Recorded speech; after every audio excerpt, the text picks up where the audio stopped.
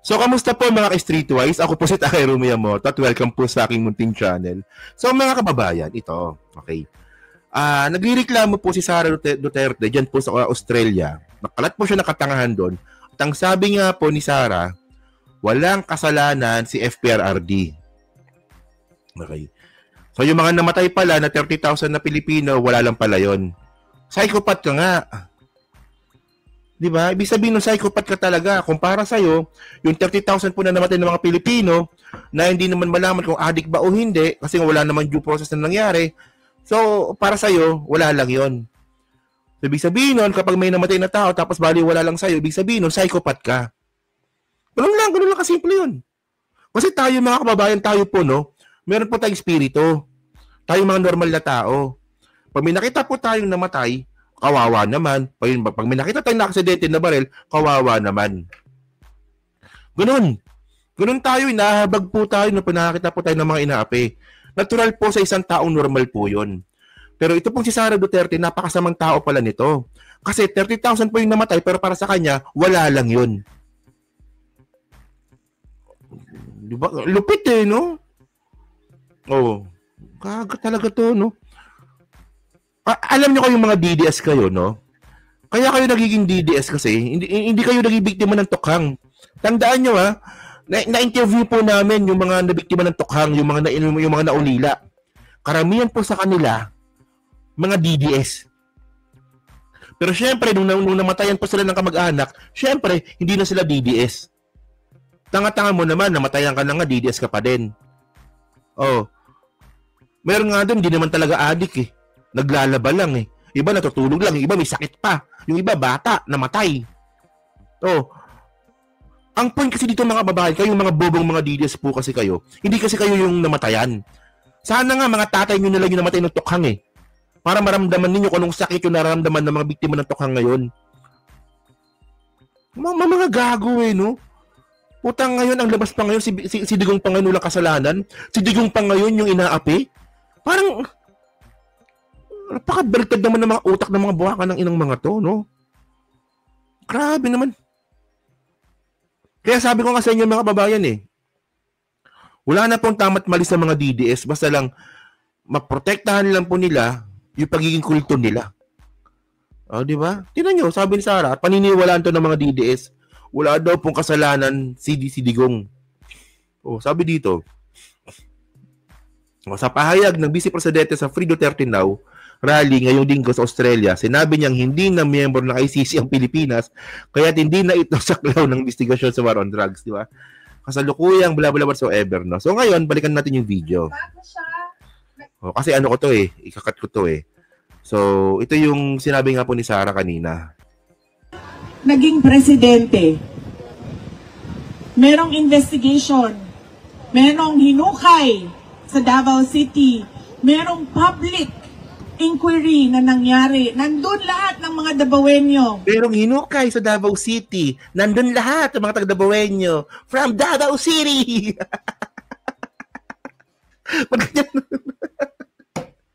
Pagkanya magsalita yan.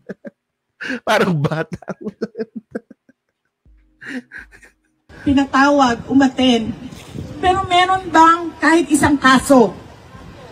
Okay, so, sasagutin muna natin to. Gago talaga to, nung daming alam. Sasagutin muna natin to, no? So ngayon, yung sinasabi ni Sara dito, ito yun eh. Di ba? Okay. So tandaan po natin, no, 8 years ago. Ito, yan. So human bones found in quarry by CHR led by Leila de Lima in 2009. Tandaan po natin mga kababayan, no, nung 2009 mga ka-Streetwise, pumunta po si Leila de Lima dun po sa quarry. Kung saan nga po yung mass grave ng mga pinapatay nga po ni Digong sa DDS. O, di ba? Ito yun eh. O. So, ngayon mga kababayan, ito. Okay, so nangyari 2009 na. Oh, in 2009, the Commission on Human Rights Chair Leila de Lima, ito yung sinasabi ni Sara eh, na may hinukay daw po doon sa Davao eh. Oh, Leila de Lima led the probe on Davao Death Squad which was blamed for the killings of suspected drugs pushers and criminals here. Okay. So sabi pa dito, ito malupit, no? De Lima, in an email to the Daily Philippine Inquirer in 2009, enumerated the following as the ones they exhumed. Diba? So may nakita talagang buto. Doon po sa quarry nga po, kung saan nga po nililibing ni Digong yung mga pinapatay nila. So ayan o, may forearm bone, may bone fragment. Tapos may bungo, may skull.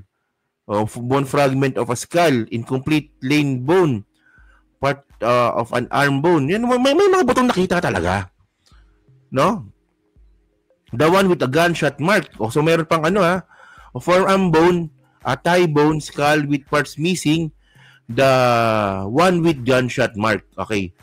So may nakitang buto po talaga doon sa quarry kung saan nga po nagpa-firing din po si Sarah. Okay. So ngayon, ang palusot ng mga DDS dito, bakit wala nakitang mga wallet, wala nakitang damit, at bakit gutay-gutay yung buto? Bakit gutay-gutay? Bakit walang makitang buong buto? Kasi pag nilibing niya, ibig sabihin nun, dapat kompleto dapat yung skeleton. Tama, di ba? Yun naman pala kasi mga kababayan, ang point dito, nung binabasa ko nga itong article po na to, kaya pala pumunta si Lailo de Lima doon sa Davao noong 2009. Kasi nga po, meron palang court order na para nga po hukayin yung Laud Quarry ata yun, kung di ko nakakamali. Yung Laud Quarry. So, ang nangyari dito, natiktikan po kaagad ng mga kampo ni Digong. So, nilinis po yun. So, ngayon, syempre, sa dami po ng mga pinapatay, hindi po nila nalinis lahat at may mga naiwan pa. Di ba? So, ngayon, anong ebidensya natin? Syempre, alam naman, mahirap naman nilinis kasi yan eh. So, ngayon, ang may nagbanggit niyan, si Las Cañas mismo. Di ba? Ganyan po mag-content. Kasi pag DDS po nag-content sa inyo, no, walang ibang sasabihin yan, kundi mahal namin si Digong, mahal namin si Sarah, puro ganun lang yung mga yan. Wala mang pinapakitang reference. At tayo po, pag nagko-content po tayo, may reference tayo. So ngayon, itong bones removed from Laud Quarry, di ba? Before CHR search Las Cañas claims. Sabi ni Las Cañas 'yun. Di ba? Bones of alleged Davao Death Squad victims were dragged up in Laud Quarry a week prior to 2009 visit of then Commission on Human Rights Chief and now Senator Laila de Lima, retired policeman Arturo Las Cañas on Monday. So, ibig sabihin nun, mga kababayan, bago po lumabas po yung yung search warrant, natiktikan na po ni Digong, kaya nilinis na. Napaka-basic lang nun, di ba? So, kaya walang kaso nangyari. And by the way, mga kababayan, ito, to be fair, mga ka-straightways, to be fair, medyo napabayaan din po talaga ni De Lima yung kaso po ni Digong. Medyo napabayaan niya po talaga. Proud to you, Bostakero. Thank you, man from Manila. Napabayaan din po talaga kasi tandaan natin, no? Kung 2009 pa pala inaasikaso ni De Lima itong kaso nga po ni Digong, dapat napakulong niya na yan eh. So napabayaan niya rin. So bakit napabayaan? Kasi po si Digong nga po hunyango. Pagpalo po ng 2010, nag-Liberal Party po si Digong. Siyempre, alam naman taluin pa si Digong, nag-Liberal Party na nga eh. Di ba? Tandaan nyo ha, si Digong po, Liberal Party po yan, 2010 hanggang 2015. Lumipat lang po na PDP laban yan nung tatakbo po siya presidente. So, kaya nga, ganun nga yung nangyari. Hindi na po naasikaso ni De Lima yung kaso niya. Continue natin, Dahil sa... Ano ba yun? Ito. Continue natin to. Ano ba yun? Sige. Meron bang kahit isang kaso na na-file dahil sa sinasabi nilang war on drugs o dahil sa DDS? Wala. May kaso palang war on drugs eh. Kasuhan nyo ng war on drugs to. Doc, nurse, yung pasyente gising na. Painumin na po ng Valium at saka ng Prozac.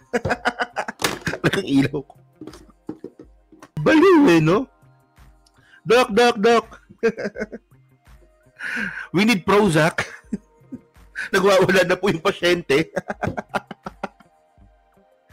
Gunggong. Naging presidente siya. Tumuloy ang pagtatanong at pagsasabi na merong kamalian na ginawa. Meron kang kahit isang kaso na final sa korte natin. Sa dami-dami ng mga final na kaso from 2016 to 2022. Kahit isa, wala. O, kita mo? Abogada pa talaga to? Kanina may sumagot na kanina. Dalawa yung nakita ko, tatlo nakita ko ata, tatlo, apat. Oh. So, di ba? Tawag nito, nawala tuloy. Tama ba yung narinig natin, mga kababayan? Tama ba yung, abogada ba talaga to? Sabi po ni Sara, innocent daw po si Digong kasi wala naman daw po na-file na kaso from 2016 to 2022. Kanina may sumagot na kanina. Bakit walang na-file na kaso kay Digong noong 2022 mula 2016? Kasi nga po, napaka-basic nun, kahit hindi po abogado alam yon na meron pong immunity po ang presidente kaya hindi po siya nakasuhan. Bobo po talaga to eh. Alam nyo kayong mga DDS po kayo, harap-harapan na kayo niloloko, tinatarantado ni Sara, naniniwala pa rin kayo? Ginagawa kayong tanga nito eh. Ginagawa kayong tanga nito. Pinapalakpakan nyo pa rin. Ano eh, no, yung setup niya, obvious na nantatanga lang eh. Pumunta sila doon sa quarry, wala namang nakitang buto, bla bla. Tumuloy yung presidente, wala namang kasong na-file. Siyempre, presidente nga eh. Paano kakasuhan? Presidente, may immunity. Tanga talaga to eh, no? Bobo talaga eh. Buti pa nga tayo, mga kababayan. Kayo po nagko-comment po dyan. Alam ninyo eh. Alam nyo, di ba, na mayroong immunity presidente kaya hindi po nakasuhan si Digong. Si Sara Bukang hindi niya pa alam. Abogada pa daw siya. O kaya nga ngayon nakakaroon ng kaso si Digong kasi nga po, tapos na po yung immunity. Grabe, sa mga sakit ng ulo ko dito. Ang tanga. Alam nyo, mas tanga po yung naniniwala. Di ba? Siyempre, baka may didis po nanonood dyan. Pero paano mo naman nasabi na may immunity? Siyempre, tanga-tanga kayo doon. Hindi nyo alam yun. Ito yan eh. Meron tayong GR number dito. No? Actually po, nag-file na po ng kaso si Dilima. No? Sinubukan niya makaroon po ng petisyon. No, ano to eh? Herbas data. Si Dilima, nag-file po siya ng kaso kay Digong nung 2019. Umabot ng Supreme Court ata to, no? GR number 227635. Sabi ng Supreme Court. Si Bersamin pa may sabi nito, hindi raw pwede kasi Section 15, the President shall be immune from suit during his tenure. Thereafter, no suit whatsoever shall lie for official acts done by him or by others pursuant to the specific orders during his tenure. Malinaw. Malinaw. Habang presidente po si Digong, di siya pwedeng kasuhan. Buti pa nga kayo, alam ninyo. Si Sara hindi alam. Di ba? Continue nga natin. Sige. Ano tayo? Saan na ba tayo? Ito ba yun? Sige. Naging presidente siya. Tumuloy ang pagtatanong at pagsasabi na merong kamalian na ginawa. Meron kang kahit isang kaso na final sa korte natin. Sa dami-dami ng mga final na kaso from 2016 to 2022. Kahit isa, wala. Okay, kita mo, bubog salita, no? So yung sinasabi nga po ni Sara, marami pong na-file na kaso ng panahon ni Digong sa mga polis. Di ba? Yung kay Kerwin Espinosa, pati sa iba pa. Di ba? Isipin nyo, sa 30,000 po na namatay, ilan lang po yung nabigyan ng hustisya? 3 o 5. Bobo. Kahit isa man lang, nasabihin natin, na biktima ng EJK. Meron? Pero wala si President Duterte. Dahil meron lang nakita na pag-abuso ng mga pulis.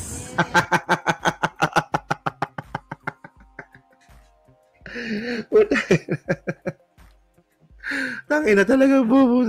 Pasensya na, no? Pasensya na, no? Kung napapamura ako. Natatangahan po talaga ako.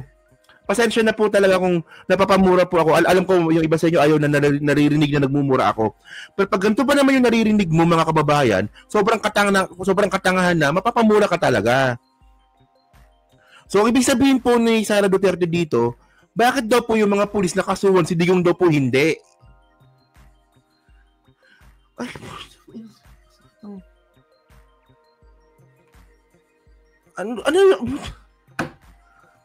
ano ba yun? Grabe naman ako, grabe no? Grabe totoo yan, Ma'am Teresa, grabe yung pagka-stupid nito. Sobrang stupido mo. At sobrang stupido rin po ng mga nakikinig sa inyo at naniniwala sa iyo. Ano yun? Which was properly decided in Philippine courts. Which was...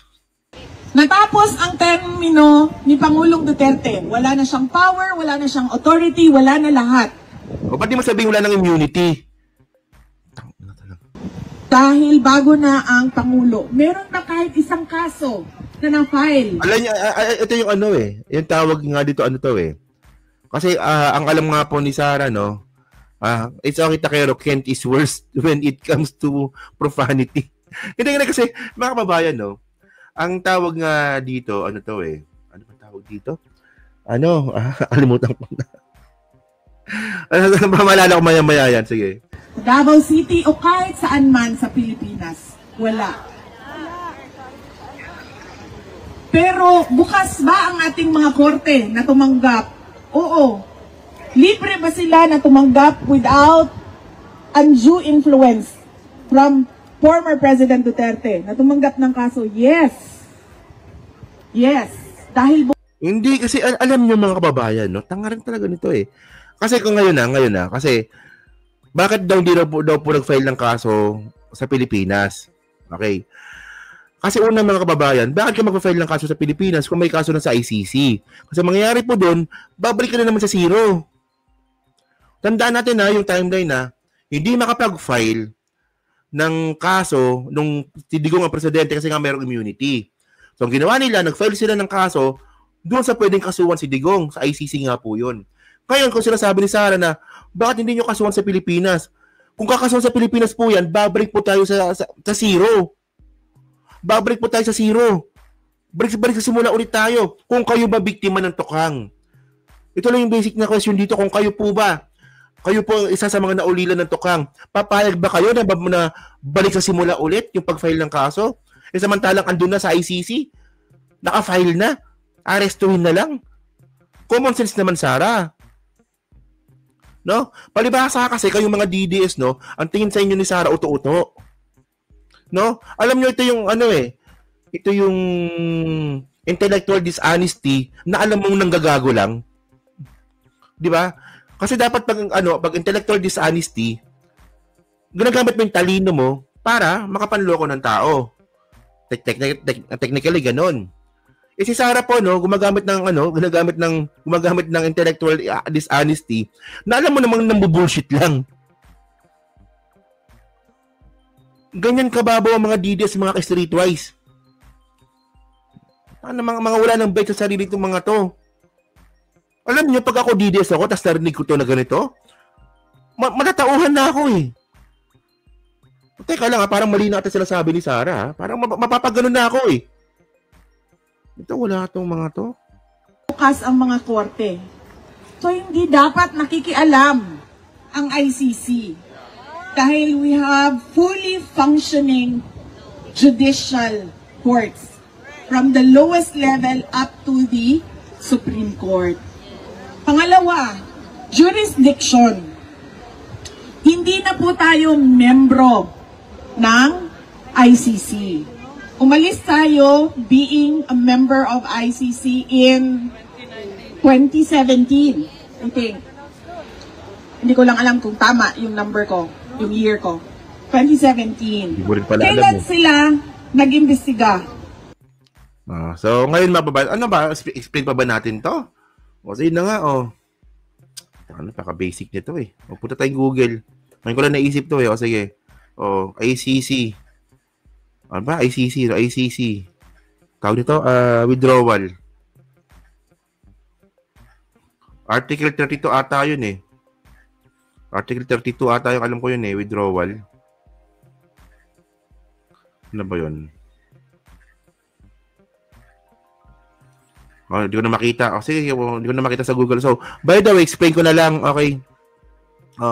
Mga kababayan, no, nakalagay po sa ICC, no, bago tayo pumirma mga kababayan sa ICC, lahat po yan, pinag-aralan po ng mga senador natin noong 2010.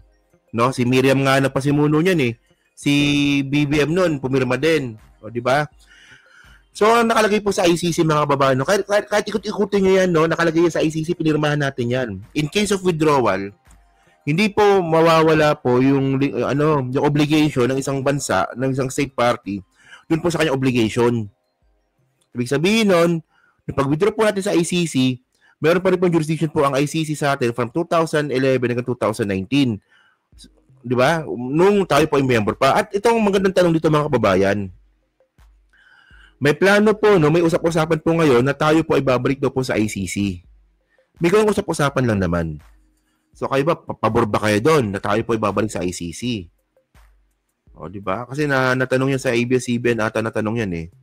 O. So, tama nga, Lilito Nining, ganun nga yun. So, sakit sa ulo nito. Tama nga yun, nakapag-file na po ng kaso, si Trillanes, member pa ng ICC. Hindi po yun magsisimula sa investigasyon. Di ba? Ako ba? Tanga no? So, kayo mga babae, so kayo po noon, pumasabi nyo nga po dito, sa katangahan nga po na sinabi na naman ni Sarah sa Australia. Alam nyo yung sinasabi ko nga no? Pag si Sarah po, nagsalita po ng ilang minuto, kahit 30 minutes lang po yan, may content talaga. Hindi po talaga tayo maubusan ng content kapag si Sarah po nagsalita. Kasi nga po, tanga. Ganun talaga. Sana, so kayo po ano naman sabi nyo nga po dito, no? So pa-comment na po. Sa baba, binabasa ko po lahat yan. At syempre, no, next topic tayo, no?